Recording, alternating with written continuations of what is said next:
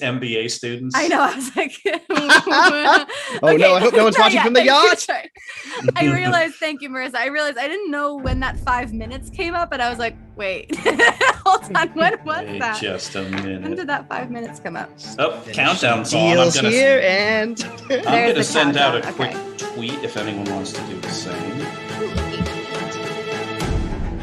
RTU. That's enough time to make our presence known. So many people here would be interested to know. So my 8-year-old niece has become rather obsessed with cats during the pandemic. Great news. Because she moved to Texas and there are a lot more outdoor cats, so she got to be around them. And also they got a puppy, and I think it's like so she's kind of decided that she's really into cats. And she has decided that we now have a cat club, of which Sam and I are co-presidents for some reason. Earned that shit. That's great news. Yes, thank you. Congratulations. Wow, you did it. She is the prime meownister.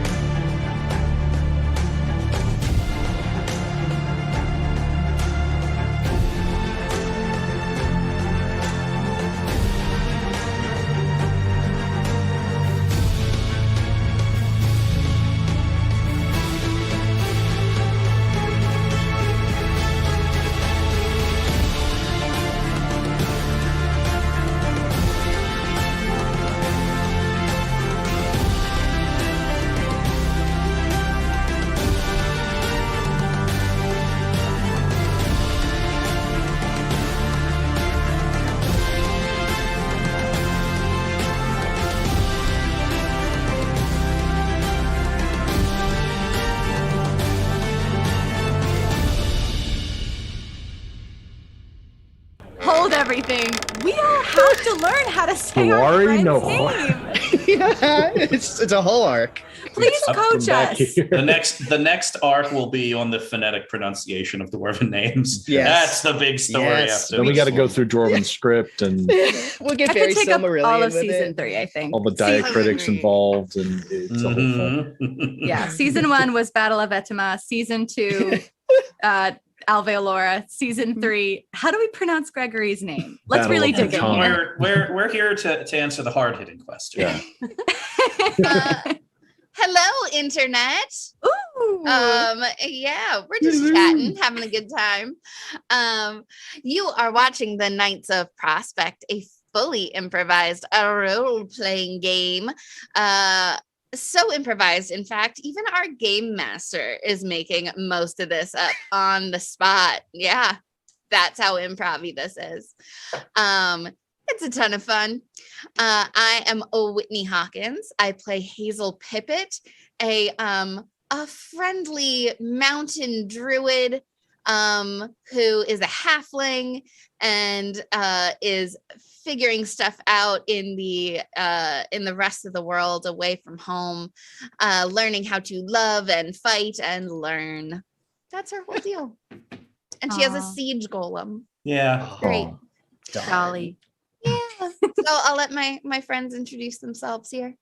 Oh, thanks, Whitney. Hi, everybody. Good evening. Super chill night. We're all feeling really relaxed about this giant battle about to happen. My name is Kaylee Gain. I will be playing Vil tonight. Vil, of course, is our forest revenant. She is of the forest, born for a second time of the forest. The first time, I assume normally, and then a death, and then a second birth. I think that you're about caught up to speed on that. You run that back again? Yeah. It's a total of 2 births, I think, for Vil. And also her best friend, Hobie, which is a duck, a friend, a partner, in a businessman, a politician. A business duck. A business duck. And that just about covers me. Best shot in the Riverlands. I think that's the main thing to know. Best shot in the Riverlands. Yeah, I try to say it every episode because I'm afraid people are going to forget that it's canon, according to Kaylee and Vil. It is canon that she is the best. Say it enough shot. times. I say it over and over again. I assume it has to be true in the world of the show that Vil is the best shot in the Riverlands. Well, it's orc rules. If Yeah. you believe it hard enough, it becomes true. Exactly. Hey everybody, I'm Sam Hoare. I play Chauncey, a young used to be wizard, now emissary of an angel of war. Draw some sweet power from that heavenly angel, the militant. Does that count as a rebirth? I was just going to try to figure that out. I was going to say I was only born once, but now it might be a second birth, like in the sense of a baptism, how that's sort of a rebirth, maybe. It's more of a symbolic rebirth as I'm opposed to a resurrection. I'll have to flip through some of those pamphlets that Chauncey tries to hand out to see if it says anything about it in there. Every Saturday morning he's out there. I hope one day we see if those chipmunks ever got around to joining up with the militant. That's Chauncey for you. Right outside the Tower Town subway stations. He's got some pamphlets. It's a good fun time. Yeah, good fun time. Sounds fun. I'm sure it'll all be fine. All right, and I'm Ryan Daly. I play Harry Chatburn. I think I'm coalescing into a semi-consistent pronunciation. Yeah, please. Yeah, take that tone, and I understand. Better known as Gregory Shitbeard, Dwarven Legionary extraordinaire. I guess I'd say he's pretty extraordinary in the French sense. Extraordinaire. Likes to, doesn't like orcs, and there's a bunch of them coming. So we'll see how that pans out. Yeah, he spent a lot of time fighting orcs on the front lines between orcs and non-orcish civilization in a previous figurative life, not previous actual life. No rebirths that I know of for Gregory. Maybe probably the one of the group who resorts to violence the most often. I think that's fair to say. I don't think he even resorts to violence. I think he just prefers it. Yes. It's a first choice. Chooses it, yes. Enthusiastically walks in the direction of violence. He's an all-star diplomat. He doesn't need to, but it's the first thing he goes to. Yeah. Yeah. If it were him instead of George Michael in that Wham video, it would say "choose violence" in large letters on his shirt. That one's for the kids out there. That one's older than me. That's Gregory in a tiny nutshell. And I'm John Serpico. I'm the game master. That means that I play every character that is not played by these four great performers. One thing that I get to do, in addition to playing all the other characters, is I ask my fellow performers to roll some dice. When the outcome of something is uncertain, they're going to roll two 6-sided dice. On a 10 or higher, what they want to happen happens. On a 7 to 9, they get a little of what they want or have to make a difficult choice. On a 6 or less, they don't get what they want. Something worse happens instead. Now, that last bit is of particular consequence tonight because this is session 61. It's the end of a big grand arc in which these Knights of Prospect, this ancient benevolent order of knights, has been traveling for months through the great and sprawling orcish nations looking for a lost elven city, the city of Alveolora. Oh, by the way, that's the other thing that I do as GM is I provide a quick summary at the beginning of every episode. Here it is. You're going to be all caught up by the end. They've been traveling for months in very, very hostile territory. They made it to the great mountain city of Alveolora, except it wasn't there. What had happened was about 1,000 years earlier, the great, now lost elven city of Alveolora was winked back in time thousands and thousands of years earlier by the elders of the immense city because it was under siege and they would not be able to defend themselves. So Alveolora remains lost. In its place is a single glass spire hundreds of feet tall with a throne on top of it. The goal is to have someone in this group sit on that throne to trigger the return of Alveolora. I'm sorry. It could be anybody. Did everybody know it was hundreds of feet tall? It's hundreds of feet tall. I thought it was 10. We were already like, ow! Oh no, it's even taller.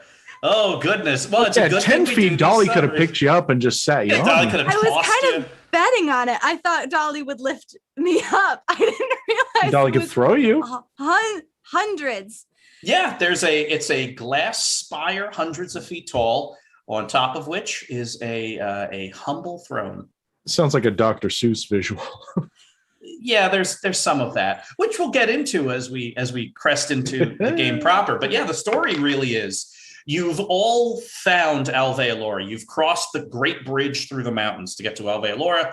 The only problem is Homraz, the Orcish warlord, leading 1,000 of his finest orc warriors, are also running across that bridge right now. So whatever happens is going to happen awful quick. So with that said... All right, real quick. Any of us can sit on the throne? No, it's going to have to be the Forest Revenant. Yeah. Because Hazel can fly. Yeah, I was like... Oh, yeah. Yeah, the prophecy is very, very, very clear. When the voice of the forest sees that the time has come for Alveolora's return, they would sit on the throne and summon the city. Hope I don't die again. Yeah, that would be bad. It doesn't say you have to be alive. For history. Oh my God. See, I suppose you could fashion a catapult. Okay. It doesn't, the landing doesn't much matter. All But right. anyway, let's get started. Okay, this is all going to happen real quick. You all cross the Great Mountain Bridge, which spills onto an immense plateau. Beneath your feet are the faint outlines of streets. You see the shade of trees on the ground, but there are no trees around you. There are shimmers in the air, the size and shape of buildings, but they fade as your eyes try to focus on them. The four of you, even through the adrenaline of being chased by 1,001 Orcish warriors, have the unmistakable feeling that you're waking up from a dream, or maybe sinking into one. You are meant to be here, right now, in this place that is barren and silent and dead, and yet all too familiar. In the distance, close to where the plateau meets the rising cliff face, is a tower, a huge tower of glass, like a great needle sticking into the sky, taller than the Tower of Tower Town. On top of it is a throne. The goal is to have Vil sit upon that throne. You're all kind of sprinting, you and the rest of the knights, kind of across this plateau. This plateau is several square miles, and it's most of the way up a mountain. In essence, this great mountain upon which Alveolora sits, if you imagine a mountain, but someone kind of took a big scoop out of it and created a plateau miles across, that's what you're dealing with here. And where that scoop was taken out, near the summit of the mountain and the sheer cliff up there, that's where the tower is.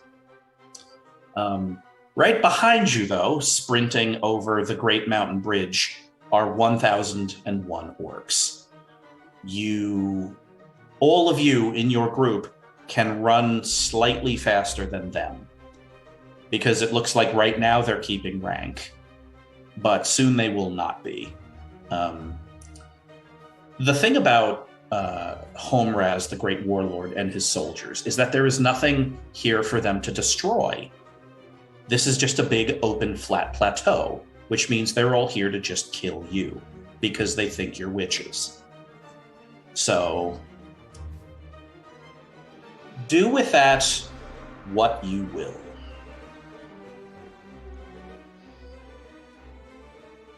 Run Where? towards the spire. You do. Let's have Phil. Let's have you do it. You're going to roll for everybody. 2d6 plus dexterity, please. This is just pure speed.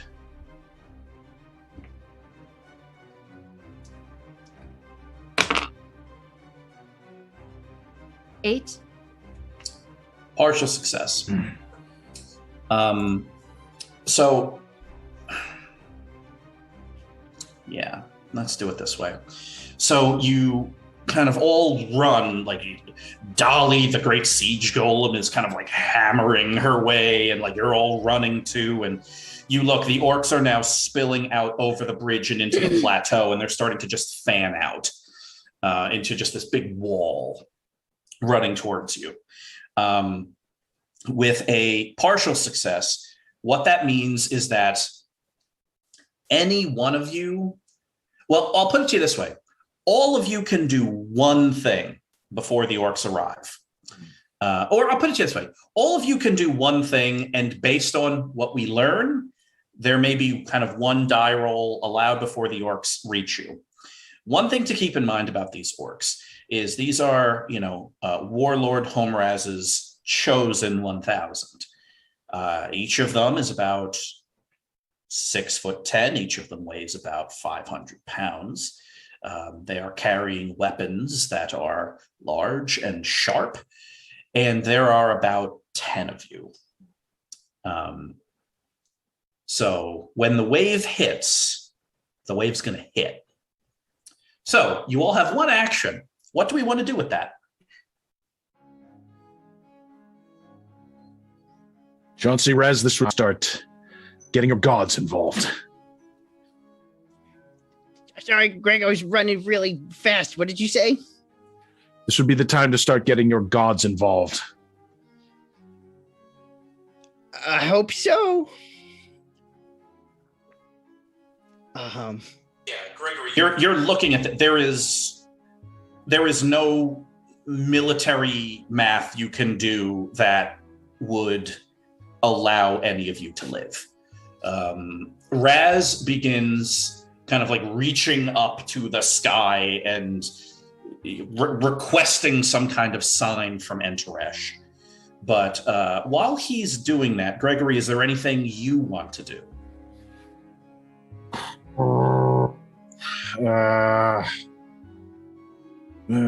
Looking around. Dolly, pick me up. Of course. You are lifted and kind of crouched in the palm of Dolly's hand. Well, this certainly gives you a better vantage.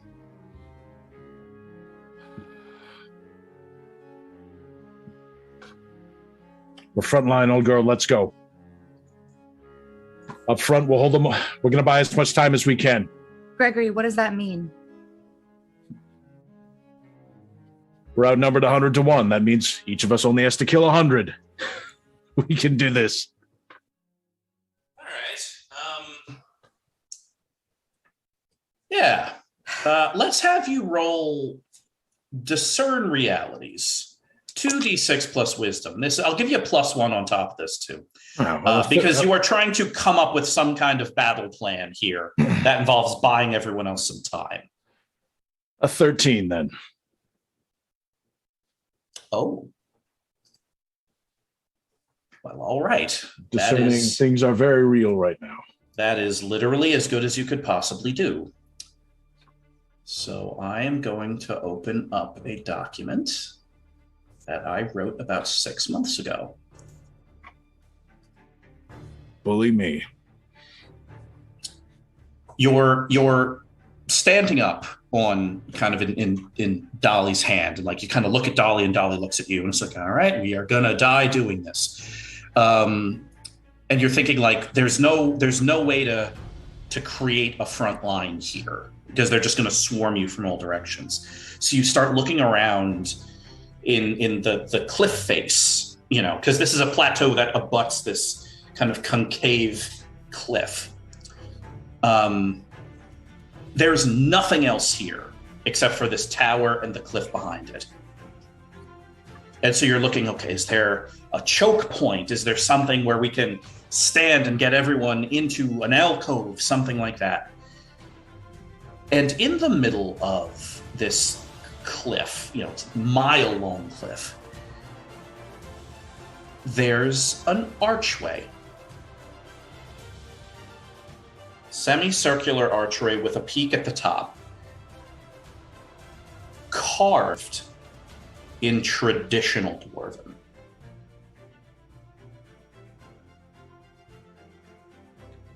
There. Whatever that is, that's our way out. So, that's what you see.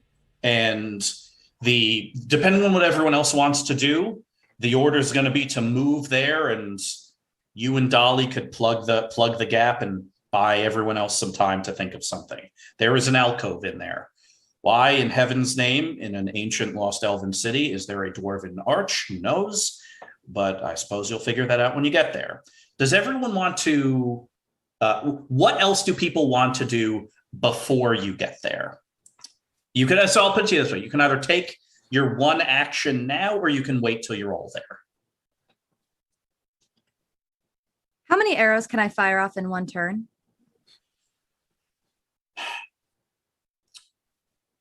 Here, probably into this group, a dozen.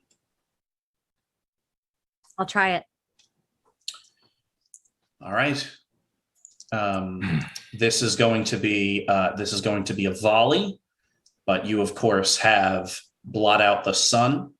So 2d6 plus dexterity. I will give you a +1 because they are everywhere.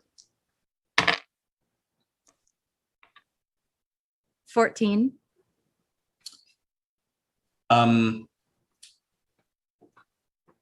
Describe what this looks like. I start running at the point that Gregory's pointed out, and every second I am turning over my shoulder, a new arrow is appearing into my hand, and I am firing it straight into the neck of an orc. And they drop instantly. Like dominoes. They're covered in heavy iron plate. The only time that a neck or an armpit is exposed is, a tenth of a second at a time, as you're timing not just you're angling not just for the distance, but the timing and the cadence of their stride. If there is a square inch of exposed orc warrior, that is where that arrow goes. A couple of them kind of branch off from the main pack and start running towards this dwarven archway as well. And those are the first to die. And 10 more follow as you all start moving in that direction. Some of the other knights are starting to engage in their own form of kind of self-defense to cover your retreat. Winnie is like buffeting them with sound, and a couple of orcs start grabbing their head and screaming and fighting amongst each other. Ronaldo challenges one of them to a duel, and that orc and several others kind of run to the front, but then there's some kind of power struggle. They're now under 1,001, but still 980 some odd more. Well, Dolly, that's 12 out of my 100. Yep, that'll do it. You are only 88% of the way. You are well in the lead. But yeah, the rest of the knights, Prince Wyman of Vor is he's like literally like pulling scrolls out of his bag and like running while reading them. At one point, like a giant fist made of fire just like flies from the sky and kills 5 of them. You're all moving in a cluster. Hazel and Chauncey, do you want to expend your action on the run or once you get to the cave? I'm gonna hold. Got it. Chauncey? We're running towards the cave that leads to the tower, is that right? So you're on this giant plateau. One side of the plateau, so imagine it like a chessboard. one side of the chessboard, there's just like sheer cliff. Like 1 or 2 spaces from that cliffside edge is this tower. And then kind of off on the end of it is this archway. So this kind of sheer cliff has a little cave in it. And the tower's also in front of that wall as well, but a few hundred feet from the cave. So you kind of got to the tower and you looked up and it was like hundreds of feet tall. And you're like, oh, we're all going to die here. And then Gregory's like, that cave is where we can hide. And so you're now running from where you are along the edge of the chessboard to kind of dive off the chessboard into the cave. Okay. Can I be close enough to the tower to try to do something from a distance with it? You could do what you want to do with the tower before, if you want. Gregory gave the order to run. It's really when, like, wherever you want to be in relation to the tower is where you are. Okay. I want the tower to be. I'm moving behind the tower, so the tower's between us and the orcs. Mm-hmm. And I would like to summon my staff. Mm-hmm. I press it against the tower. Mm-hmm. Militant, if you really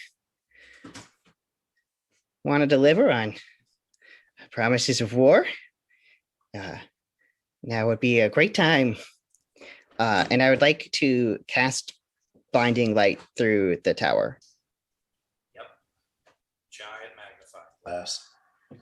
2d6 plus your constitution. Yeah, we'll start there. 7. Partial success.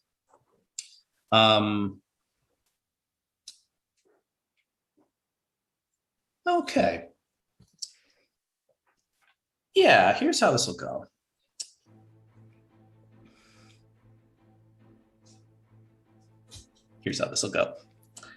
You place your staff against the tower and you request aid from the militant, and the militant obliges. There's this big kind of thundering voice speaking in kind of the old holy tongues.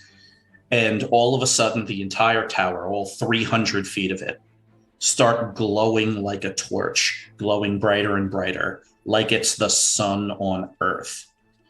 The front row of orcs, probably 50 wide, all start screaming and covering their eyes. A couple of them hit the ground and immediately get trampled by wave upon wave of orc on top of it. That 1,001 orcs is now down to about 950. Hey, halfway done. There's, this big like thunder. Some of the orcs are like turning back and looking, and their commanders are now goading them forward. Quick cutscene. Our audience perspective, let's call it the camera, begins slowly panning up the tower. This bright beacon, this torch on this plateau, all the way up to the top, the throne. Sitting in that throne is a skeleton. We think, the audience thinks it might be a statue, but it's not a statue. It's the remains of a huge orc sitting upright, wearing the remnants of old armor. Pouring out of its eyes is this red, sickly glimmer, this slow trickle of red smoke. As the light finishes expending its energy, that skeleton's head pops up. All right, guys, I took care of a huge chunk of my share all at once. Everything is going great. Keep up, everybody. You all sprint into the cave. at this point. And there's a kind of Dolly hold the line moment where Dolly just kind of nods and like crouches in the cave. Prince Wyman draws his battle axe, and Ruxley pulls a saber. Essentially, anyone that's good with a blade is now standing and plugging this narrow gap.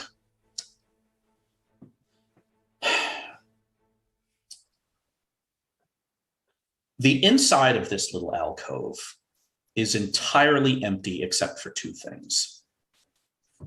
And Hazel, it's you because you have a second here. And so you're walking around trying to assess where you are. Are there things? Can you make a barricade? But no, there are just two things in this room. One, against one of the walls, is a huge carved mural of absolutely exquisite detail. And you read it kind of left to right. You see dwarves kind of huddled together. They look like miners staring into this abyss.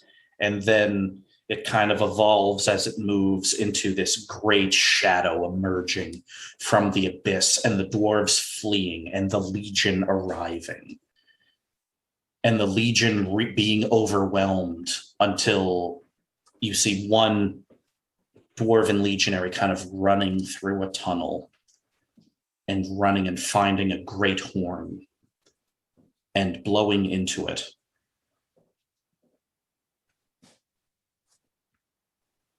And an elven army marching through the mountains. The Redwood Guard of Alveolora, marching over mountains to save those dwarves thousands of years ago. The elven army and the dwarven legion together crushing that great darkness. Exquisite detail. The other is a dais in the middle of the room with the same phrase written in both High Dwarven and Old Elvish. The dwarves will answer.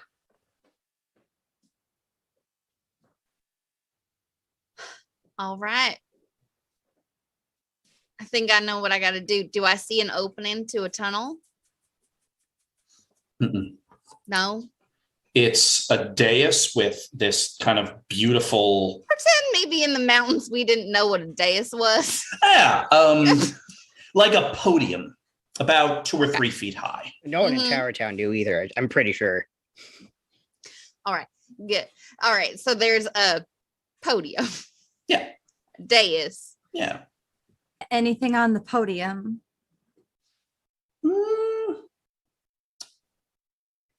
Yeah. You know what? Let's have this puzzle work out this way. What's on the podium? Aside from just a sentence in High Dwarven and a sentence in Old Elvish.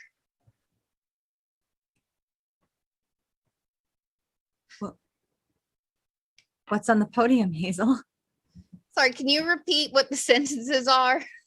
It simply says, the dwarves will answer. The dwarves will answer. I'm going to say a gavel. There is a gavel.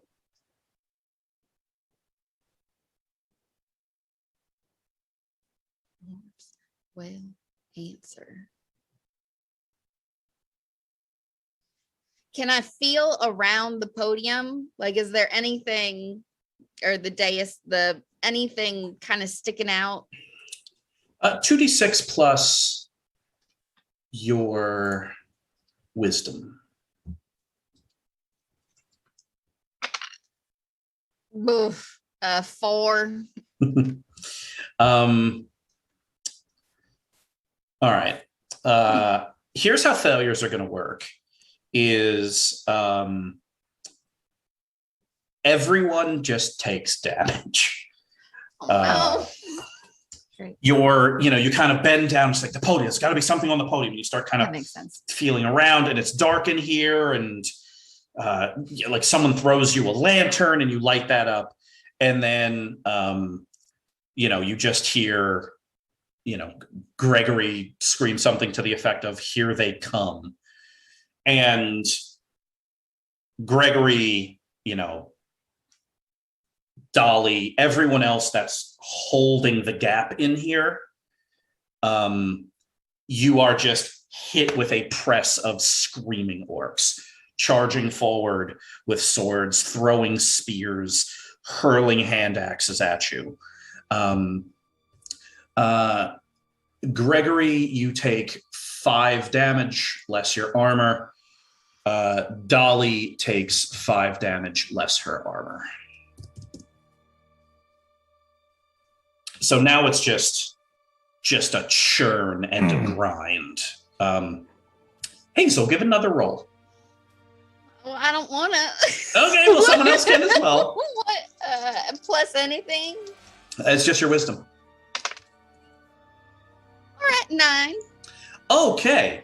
Yes. There is partial success. Prince Wyman is hit with a spear through the arm, and he goes down. However, within this podium, there's something that almost looks like a tiny little door, like of a cuckoo clock. And you open it up, and there's a little bell in there. Tiny little bell. Oh, hell yeah. I'm going to ring that bell. Yeah. Take the gavel. Ding, ding, ding, ding, ding. And you ring the bell. All right.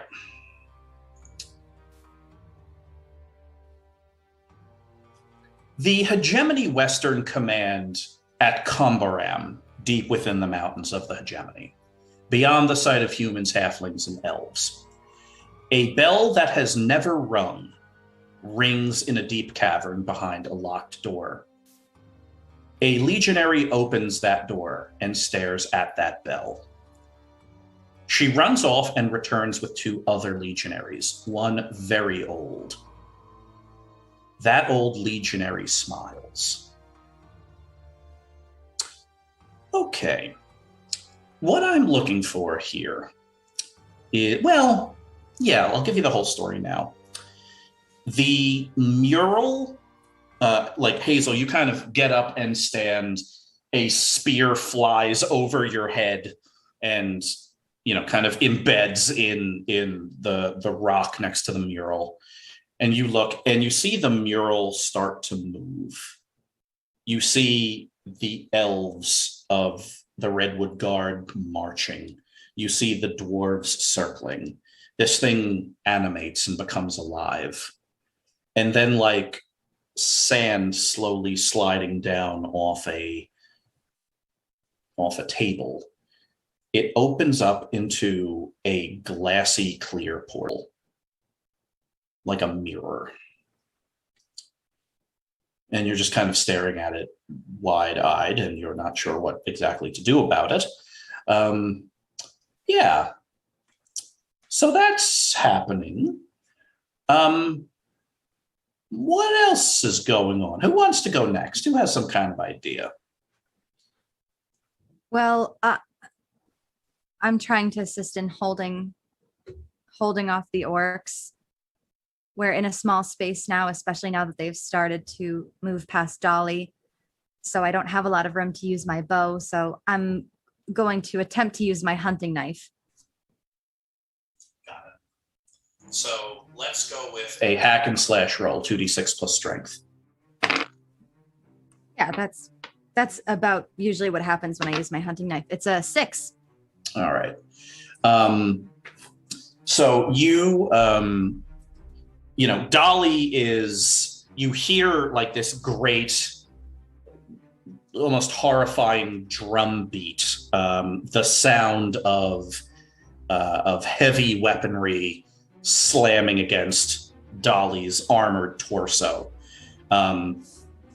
Dolly takes a step back because something, and you don't know what, has punched a hole clear through.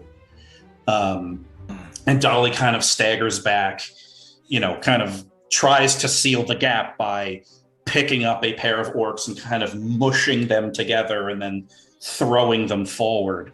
But as Dolly stepped back out of the door, like 5 or 6 orcs ran in.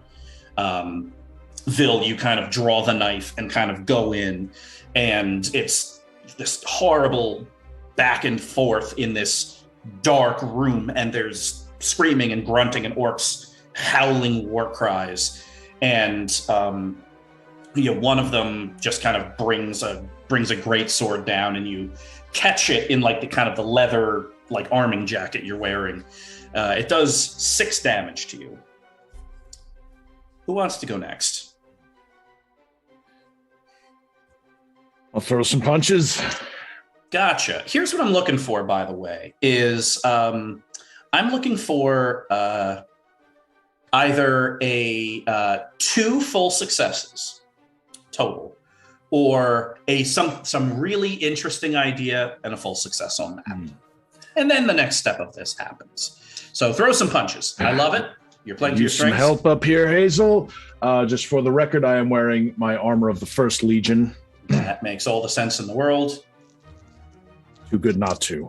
Mm-hmm. I'll help in any way I can. A 9. All right, fantastic.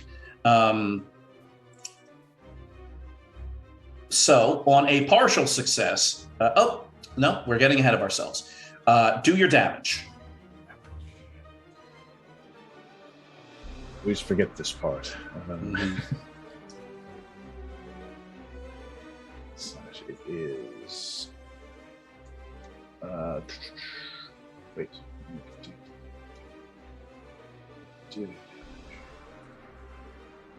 There we are. All right. 6. All right, that is enough to drop 1. So of the orcs kind of charging through here, you end up like grabbing one and meting out your kind of cestus shah justice upon them. Yep. Classic right cross. Rips the jaw off. It's just bleeding out from the throat and gargling. Yeah, it is a push it back grotesque into the group. Yeah, and you just kind of hurl it back. Okay, who's next? All right. I'm gonna run up to the front and talk to my good friend Fire. Mm-hmm. And throw up an old-fashioned firewall. Love it. Really need you right now, bud. Okay, that counts as a real fun idea. So let's have you roll. You've got torches in here. You've got orcs carrying, because sometimes they do, like pouches of oil that they like to just throw and light on fire. So there might be enough in here for that, but the dice will tell us. So this is, let's see, elemental mastery. So I'm going to have this be a 2d6 plus charisma roll. I will give you a +1 because that is indeed a good idea.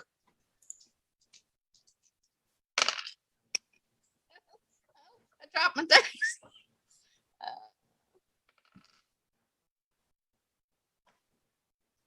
That's 6. Okay. So you kind of run forward, like arms out, and you begin asking the fire of the lanterns and the torches to like light the orcs and create a firewall in front of the door. And it's at around now that a heavy orcish arrow kind of finds its way through the mass of people in front of you and like hits you square in the gut. 6 damage. Ooh. You kind of fall backwards and take a knee and kind of get back up, and it's like, okay, all right. Who's going next? Can I take a closer look at what changed when the bell was rung? Yeah. Behind you, so if you're facing out into this big mass of orcs trying to push their way into this room, behind you would be this giant mural, this carved stone mural of exquisite detail.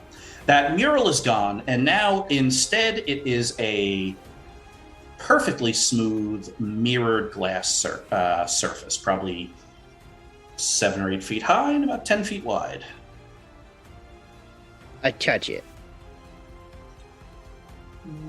Your finger goes in as far as you as far as you let it before you take your finger back out. Chilly on the other side. Okay, I go all the way through. Fair enough. Chauncey, I love that. 2d6 plus Constitution, please. +1 because I love the boldness. I'm holding my breath. 8. All right, fantastic. Okay, Chauncey, you 9 travel. actually. You travel several thousand miles all at once. We will get back to you and what you see in a second. Who's going next? Oh, I became momentarily distracted, a bit mesmerized by watching Gregory rip the jaw off of an orc. So I'm Get used to it. I'm sorry to say that I let an orc get the jump on me in that moment. So I'm currently wrestling with an orc on the floor, trying to get it off of me. All right. 2d6 plus. I'll give you dexterity for this one, since that's probably how you would break a wrestling hold. Thank goodness. Yeah, probably being wily. Mm-hmm. That's a 4. That's a 4. So you are kind Things of are not going well. No. So you are kind of rolling around. This orc is, best you can tell, trying to punch its way through your rib cage and just pull your heart out. Yeah. But that's pretty hard to do because he needs leverage. And so what ends up happening is let's see. Dealer's choice. You can either take 6 damage right now or lose that black ash longbow. Oh, I'll take 6 damage. Gotcha. Easily, I take 6 damage. You feel some ribs go and try to kind of back the orc up against the wall to get back to a standing position. Things are getting a little dicey in here. Dolly is now down on a knee because it looks like one of some of the gears in her leg are starting to seize, but she is doing her absolute damnedest to keep buying you time. Yes, I'm who's not next? doing too well. I will go next. I turn. There's orcs coming, basically orcs climbing over orcs to get in. They're now jumping over a berm of corpses. I turn to Vil. Vil, 2 on the. I see Vil being assaulted. I'm going to try to take that orc out. I'll grab Ronaldo and throw him in my place on the way. Yeah, Ronaldo, as the orc that he challenged to a duel earlier, he is now in dueling position, and you literally run and quick snap the spine of that orc, and then stuff Ronaldo into your place on the line and charge over to Vil. All right, roll some dice. 10. All right, that is 1 of 2 full successes. So do your damage. Right. Damage incoming. 7. All right, that's enough to kill the orc that is about to murder Vil, plus 1 more. All right. I leap in feet first this time. 2 feet drop kick to the orc's midsection, knocking the wind out of it as it comes up to gasp for air. Just bop it back down and plant its face. Its face, you'd think it'd be facing up, but it's now facing back into the dirt because I've turned it completely around. That is exactly how it went. Okay, Armor of the First Legion. Roll 2d6 plus Constitution immediately. 6. Got it. So this stuff moves remarkably well. It's very light. There's a lot of space where you're used to having armor, but yeah, you are exceedingly impressed with this stuff, as old as it is. It is immaculate. Immaculate except for all like the blood and viscera that is now covering it. That's my fault. Yeah. But yeah, like when you kind of deliver that punch, you almost feel the echo of it in your armor. Yeah, you hear drums for a moment. Who's going next? Well, I've never taken that kind of damage before, and I'm pissed. Yeah, like fair. a rattlesnake on hot coals. So we're trying this again, Fire.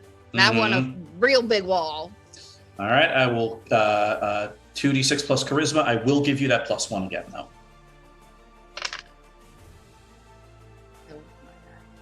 Oh, 7. All right, so the kind of the fire starts lapping up in the doorway.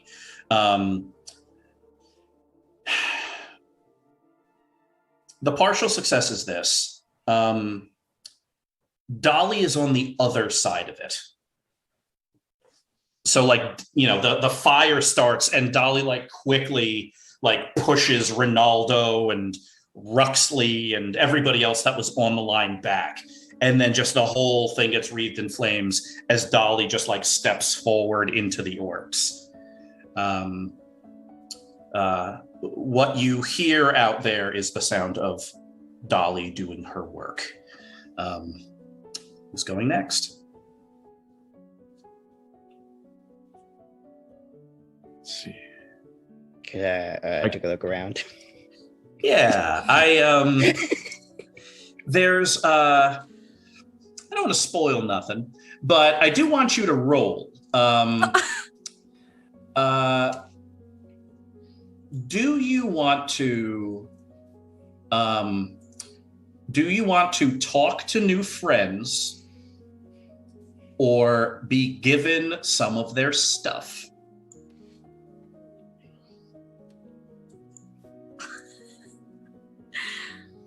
I can't see them. I can't see them now. Okay, I'm here. I'm in the cold. I don't know what's happening yet. Chauncey wants the stuff. All right. 2d6 plus your constitution.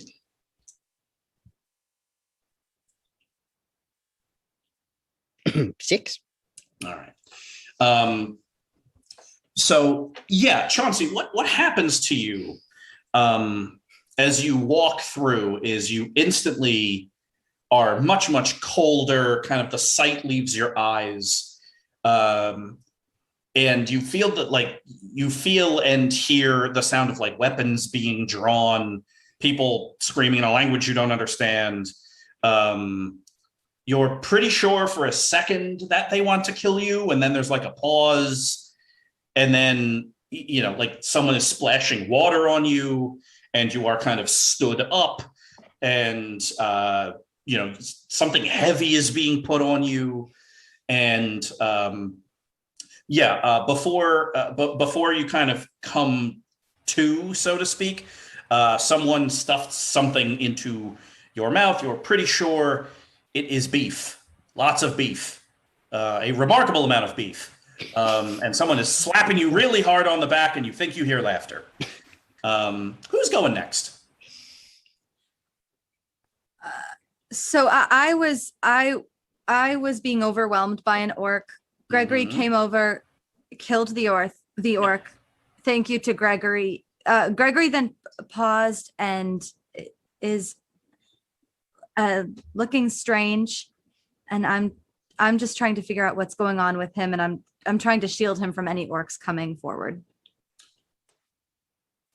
2d6 plus wisdom, and I'll give you a +1 because that's a good idea. Okay. Good. I'm super wise. 8. All right. So you, you're just trying to play the angles here, and you just kind of like get Gregory behind you for a second, loose a bunch of arrows into orcs. Through the fire, because there are a couple of orcs that are brave enough to like dive through it, and you just put them down immediately. On the partial success, the 2 thieves that were with you, they go down with wounds to the guts. Looking for one more full success here. Who's going next? I'll go. Next orc through. Let's hit it. All right. 11. That'll do it. We don't even need to roll the damage. Just tell me what it looks like, or what you do in whatever degree of detail you prefer. I don't feel great about this one because it came through the fire, and it seemed the senses weren't all there. I think it was kind of trying to get something out of its eye, but this isn't really the time for a fair fight. So we're working quickly here. So just a swift strike to the throat that basically just moves everything back, collapses the spine. So it's just sort of a ragdoll head, and then axe handle over the top into the dirt. And because I'm a little bit mad, I'll quick step on the spine as well to just distort it a bit more. Gotcha. So yeah, what's going on in here now is kind of chaos. Like, Hazel, you are continuing to goad the fire and keep it going. You hear the sound of Dolly beyond slowing down.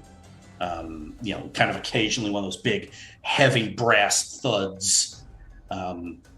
But you simultaneously hear that big, heavy drumbeat of things hitting Dolly. Vil is hurt. Hazel is hurt. Chauncey is gone. Chewing beef. Gregory is hurt. At this point, like, Winnie and Ronaldo are doing their best to keep a wall of sound going, but everyone in here is in rough shape. And then, Chauncey, you reappear. You walk through wearing on your shoulders a very heavy gold-lined cloak in like reds and burnished bronze. You walk out, you are holding like a leg of beef, and you kind of walk forward and you look at all of this, and your sight kind of returns because you're back where you're supposed to be.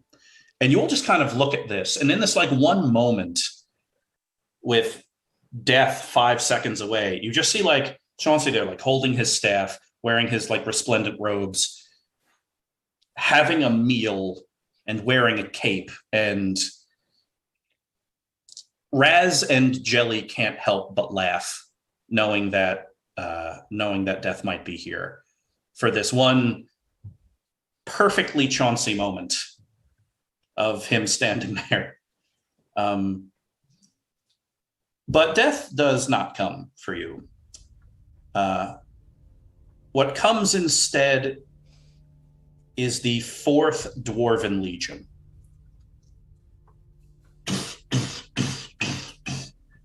Emerging through that glass portal, 6 abreast, wearing the resplendence of the Legion, carrying their heavy tower shields, is a phalanx of dwarves. The first row break off and start like kind of moving you to the side. And they just kind of march and fill the room. One of them looks at you, Gregory, in this weird little pause.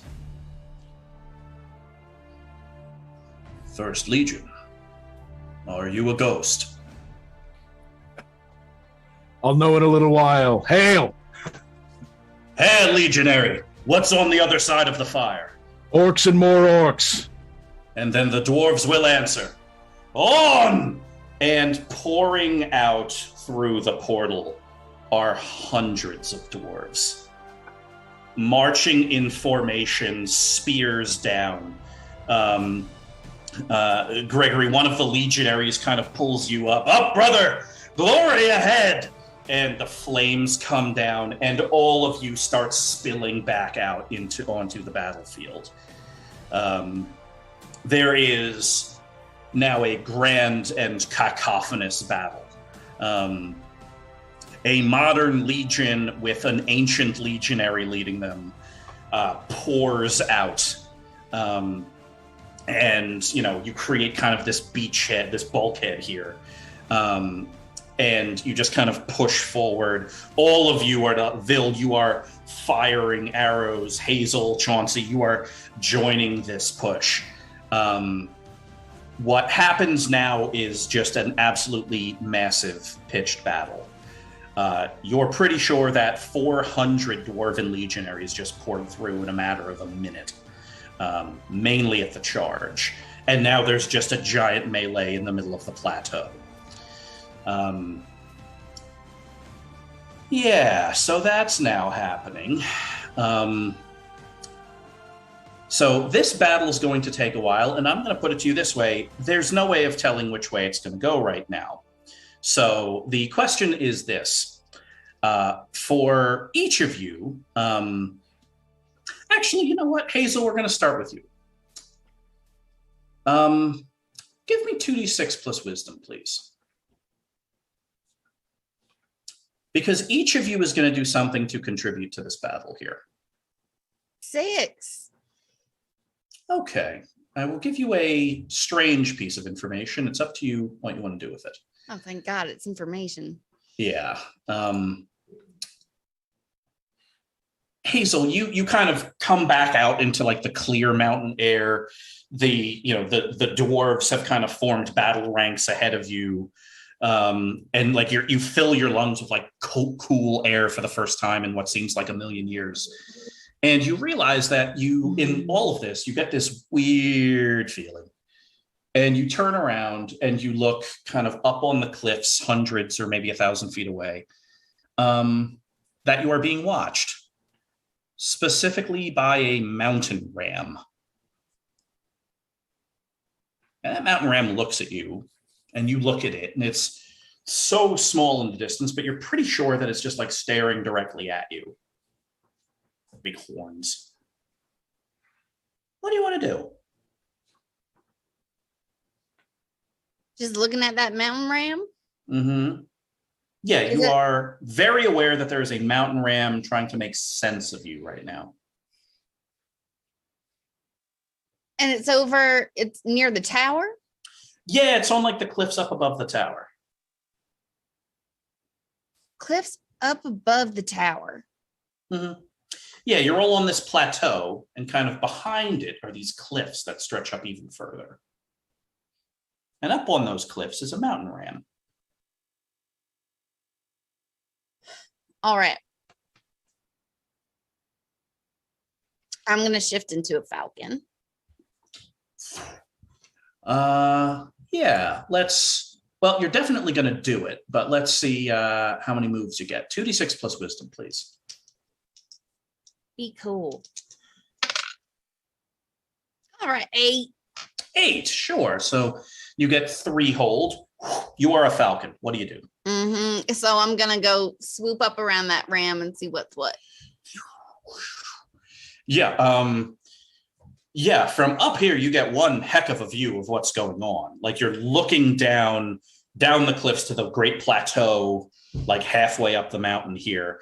You see the tower. You see at the top of the tower, the throne. You're pretty sure you see a pile of bones in the throne. You see like the dwarven battle line and the orcish battle line like slammed into each other.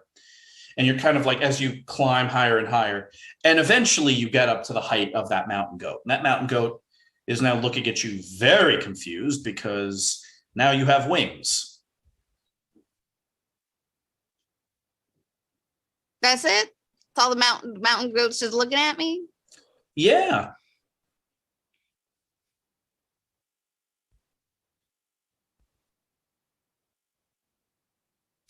Anything else? So can I discern some realities here? Absolutely, you can. 2d6 plus your wisdom.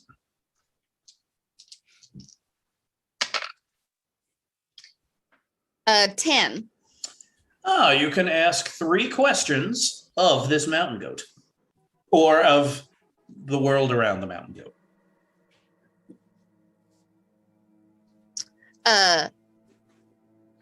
Who are you? This mountain goat is from a long line of mountain goats that has been living on this mountain. No one's been up here in a very long time, so this mountain goat is very surprised to have seen so many people show up all at once. So this mountain goat, hey, so it's up to you. What's this mountain goat's name? Evik. Evik. Evik, from a long line of mountain goats named Evik, is a humble mountain goat from a large family of mountain goats that is trying to decide whether or not you are evil. Oh, no, I'm pretty nice. Just trying to figure out, we're trying to make sure, evil doesn't take over the world. I'm wondering, how have you ever seen, an elf get up that big tower? According to Evik, nothing has ever climbed that big tower. The only thing that's been on top of that big tower for Evik's lifetime is a pile of bones. All it's ever been. Yeah, for as long as Evik's been around. All right. And is there anything up here that is useful? Yeah. The throne is made of living wood. Living wood. Got it.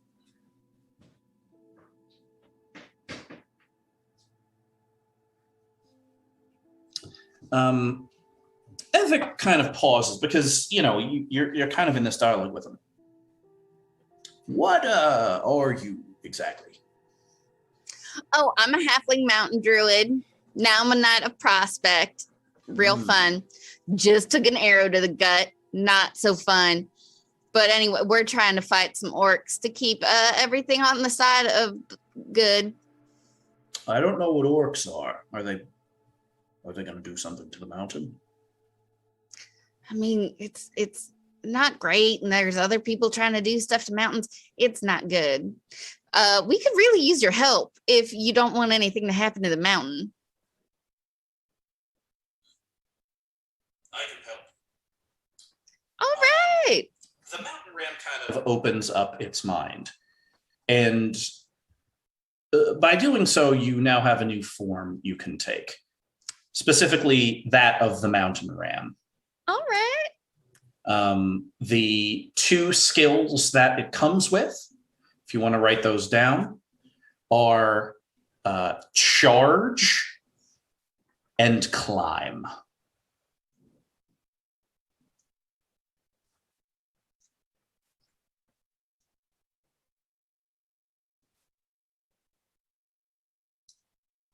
All right. Got it. Yeah. So you're kind of up there in Falcon form. Is there anything else you want to do while you're up here?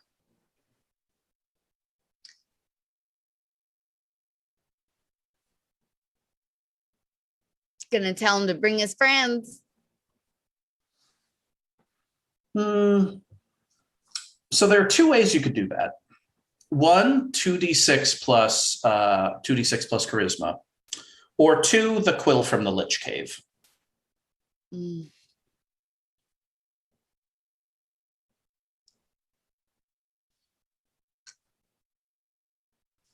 I'm gonna go 2d6 plus charisma.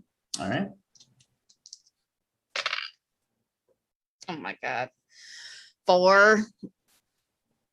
So the mountain ram kind of blesses you with its form and then kind of retreats up into the mountains. Bye, And Evic. goodbye and good luck.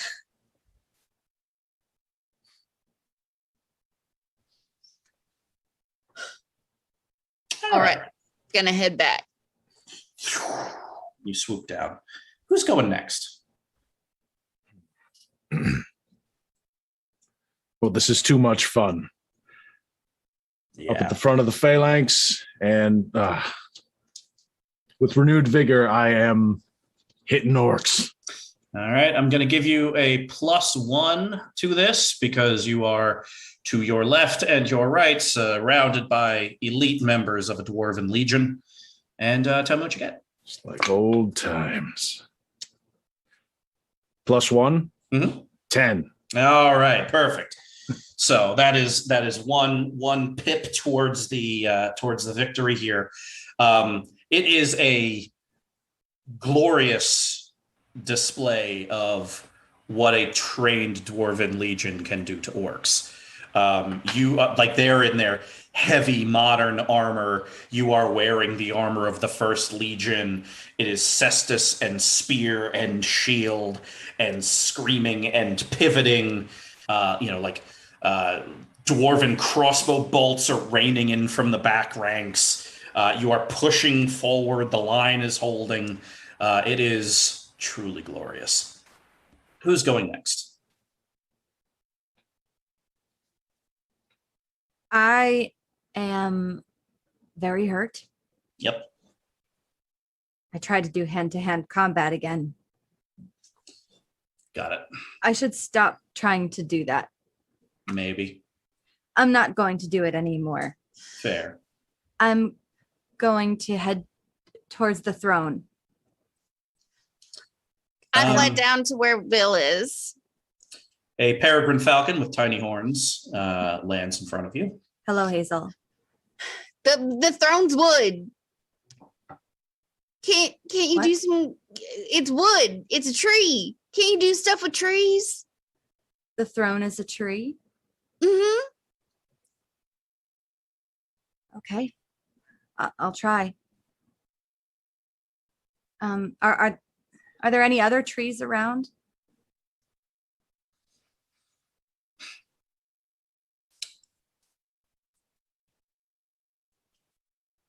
Two D6 plus your wisdom, please. 12. Yeah. Along the cliffside edge of the plateau, on the other side of the orcs, there is one tree growing out of the rocky soil where the plateau starts to shear off. Okay. I don't suppose I can go around the orcs. It's sort of a go through it situation. Unless you could think of something better to do. This is where I'm going to use my summon the pack. I'd like some more falcons, please. You produce this artifact, which looks like a quill, like your quill from when you were a kid, which it can't possibly be. What this means is that it's a totem. It's something very, very powerful that wanted to be used. And so it became the thing that would allow it to be. And you kind of like hold it in your hand and summon the pack. And almost instantly, you hear it on the wind, a great screech of hundreds of falcons. The sky goes dark for a moment as the flock of them blanket out the sun and then swoop down. They begin diving forward and with extended talons grabbing the helmets off orcish heads. Seconds later, a dwarven arrow or an arrow from one of the knights or a thrown spear or one of Gregory's fists finds that head. And all of a sudden, there's a hole in the line. And Vil, you run through that hole. I say to Hazel, cover me. I'm right behind you. And so you begin taking off across the plateau with a literal army of peregrine falcons swarming around you. And Hobie's flying among them as well. Hobie's having a great He time. fits right in. At one point, like a pair of orcs break off and try to from like the back of the pack and try to intercept you. Hobie like turns, honks angrily, and then like 100 falcons each just rip those orcs off the ground and like toss them. Yes, he's quite the strategist. That's really his strong suit. I'm glad he's found that with this team. He turns back to you and just honks. You're like, yep. And you start running towards that tree. Chauncey, last up before Vil hits the tree. What do you want to do?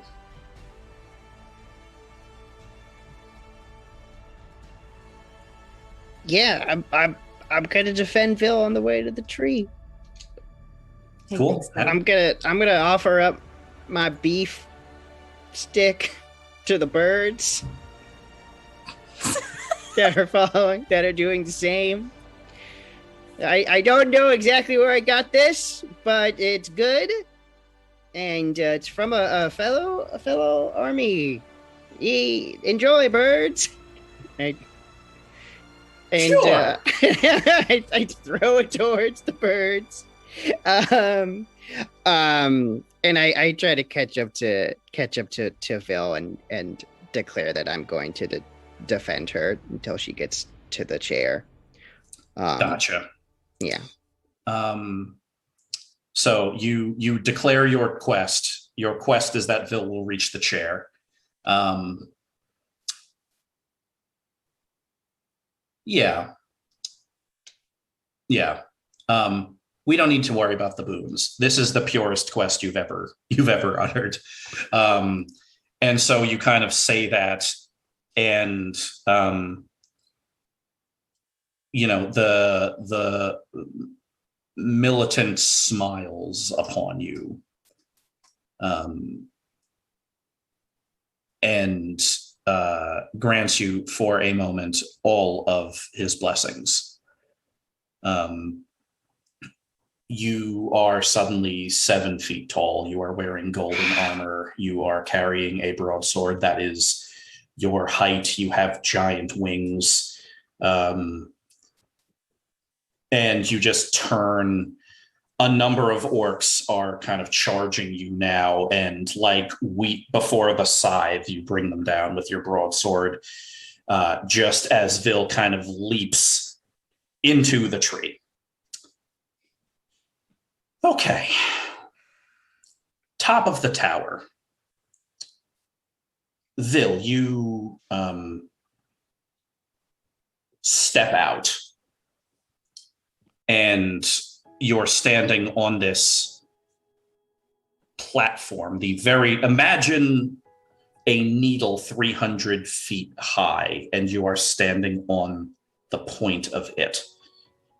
There's just enough room for a throne and your tiptoes. In that throne is a skeleton with red mist pouring out of its eyes. It turns and looks at you and stands up. What do you do? Hello. I see you've died. I've been there.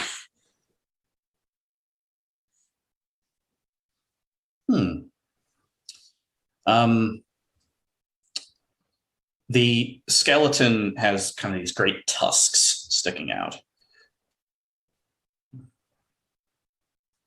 And it speaks to you. You two have died in search of this throne? No, I died for a friend. That's not really related to our current circumstances. I just wanted to relate to you. I'm not very good with meeting new people. I thought I was. A great diplomat, I thought I was. Turns out people were just scared of me. They followed me out of fear, even to their deaths and mine. Fear can be powerful. Yes, it can. I thought it was the most powerful for a long time. But I don't anymore. What is more powerful then? Trust, I think.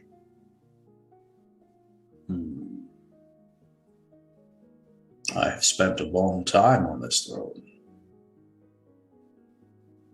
I have lamented much of that time. Of all of my lieutenants, I could not trust a one. Of everyone that cheered me as I led them into battle, I could not trust a one. I knew that if any one of them was strong enough to kill me, they would.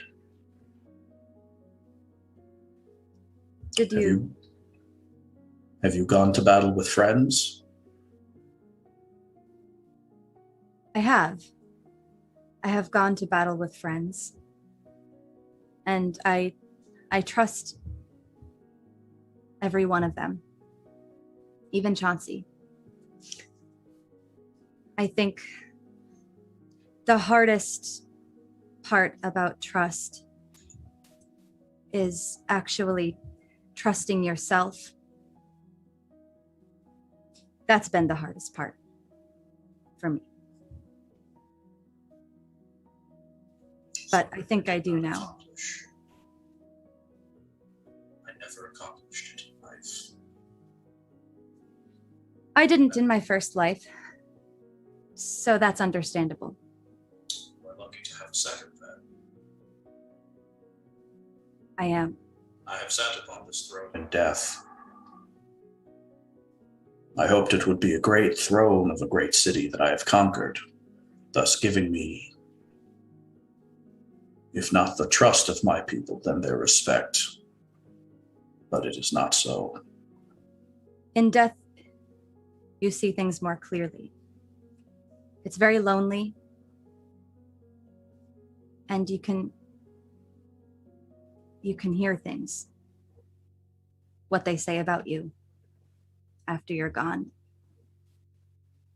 I'm sure you learned a lot from that.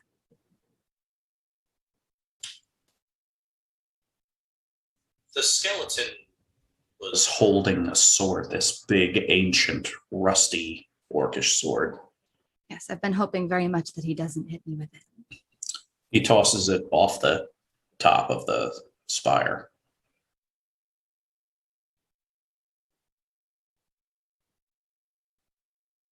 I accomplished nothing in my folly. I had no one to trust me or to love me. I am free of it now. You are the first person I have spoken to in 50 generations of orcs. I thank you for that kindness.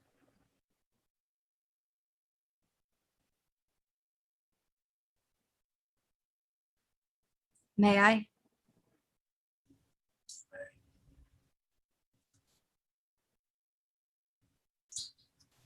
With that, the skeleton of Karzug the Patriarch, the greatest warlord of the last age of orcs, crumbles to dust and blows out on the mountain wind.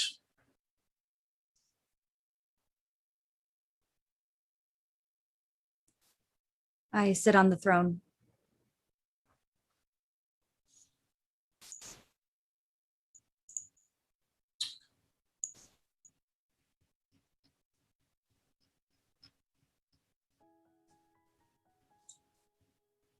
I've still been following her, and I perch on her shoulder.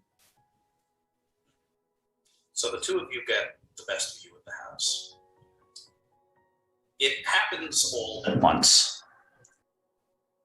A rush of air, a sound like thunder, a change in pressure, the smell of flowers.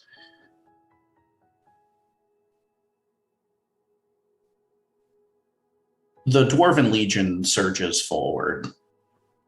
Gregory and the rest of the knights, you see from up here, push the orcs back, cheering, screaming, battle orders, battle formations, and eventually the orcs break.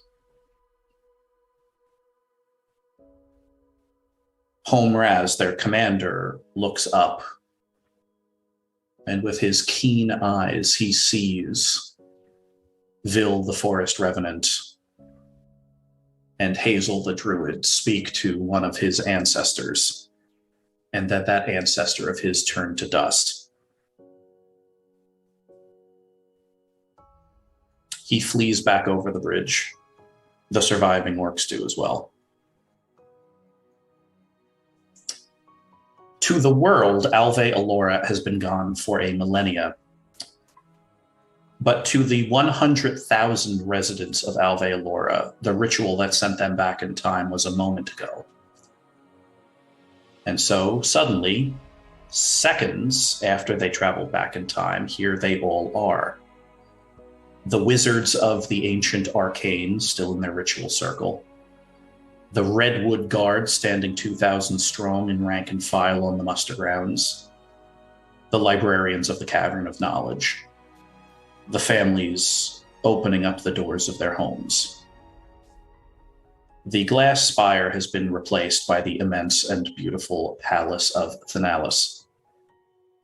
Vil, you're no longer outdoors, you're indoors, sitting on that same wooden throne, staring at two elves. One is in the trappings of a great queen.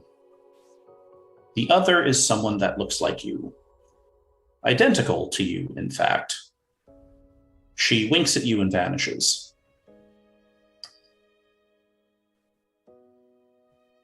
Gregory and Chauncey, you and the rest of the knights are ushered in by Redwood Guard, while the rest of the Redwood Guard kind of step forward and meet these Dwarven legions for what is undoubtedly one of the most interesting conversations in the history of the continent. The Great Queen of Alve Alora sees all of you standing before her. You are injured, you are tired, you are covered in your blood and the blood of many orcs. Chauncey, you're still wearing bits of holy and dwarven armor. But the queen looks at all of you. How much time has passed?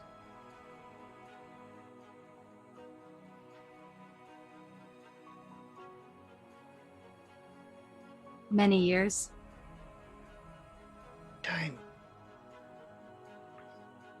Many, many. I don't know, like 1,000? Does anybody know exactly how many? I'm actually not sure. I'm very sorry. Some math is done, and 1,000's probably about right. It's an estimate. The Queen of Alve Alora nods. You, all of you, brought us back. The great host of orcs is gone, and we are safe again. Is this so? Yes. Yeah.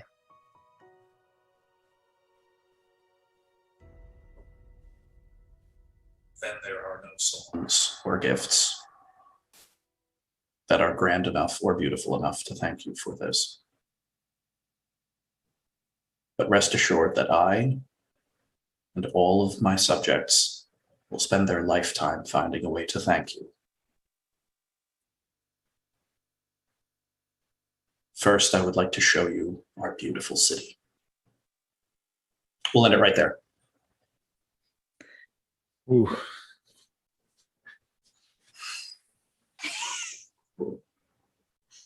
There it is. I'm throwing out all of these D6s. Oh my god. Yeah. They're in dice jail for life. That was stressful. Yeah, I think the Some orcish odd ones. army paled in comparison to the enemy of the dice Yes. this evening. Yeah, after a few of those rolls, I'm like, yeah, someone might die. Yeah, I could Vil. just fully see Hazel, like, just having never, like, taken a punch before, just being like, ow! Yeah. I'm out. And like suddenly it's like Orc Fight Club in a small room. Uh, Why do I keep trying to use my hunting knife? Mhm. It's always so bad. Just go for arrow stabs or something. Arrow stabs. And yeah. Anything but hack and slash for me. No thank I you. also just love that Phil and Gregory are, like, fighting a, like, legion of orcs, and they're still like, oh, hey. Oh, hello. and I was 1,000 miles away and didn't get Yeah. to see. Yeah, true to Chauncey, he's 1,000 miles away, and Hazel, the first sign of combat. Hey, what's over here? Yeah. What's that? Oh, mirror? I'm gonna go through it. I didn't want to say exactly what was on. If you rolled not a 6, I would have told you, but yeah, essentially you were immediately teleported through like an old magical conduit to an old dwarven fortress. And it was, I mean, it's the equivalent of like you being dropped into the garage of like a fire station after a fire alarm went off. All of a sudden, a bunch of like dwarven legionnaires that are answering a 1,000-year-old emergency phone number are like, oh, okay, well, let's put some armor on you and push you back that way. Give that guy some beef. Yeah, that dude's hungry. guy's That dude hungry. looks hungry and confused. guy That needs was like some a beef. medicinal beef. Yeah. I hope the birds Medicinal enjoyed it. beef. It's legal now, medicinal beef. Yeah, everyone played real true to form that round, I think. It was so beautiful. Well, speaking of being true to form, thank you, audience, for being true to form and joining us, whether it is live right here on 2MB Studios every Saturday night at 8 p.m., or whether it is on YouTube or as a podcast. However you choose to join us, thank you for joining us. If you like comedy on Twitch, well, good news. 2MB Studios has all sorts of great stuff. And be sure to like and subscribe if you have not already. And yes, it's a delightful time. This was our 61st episode.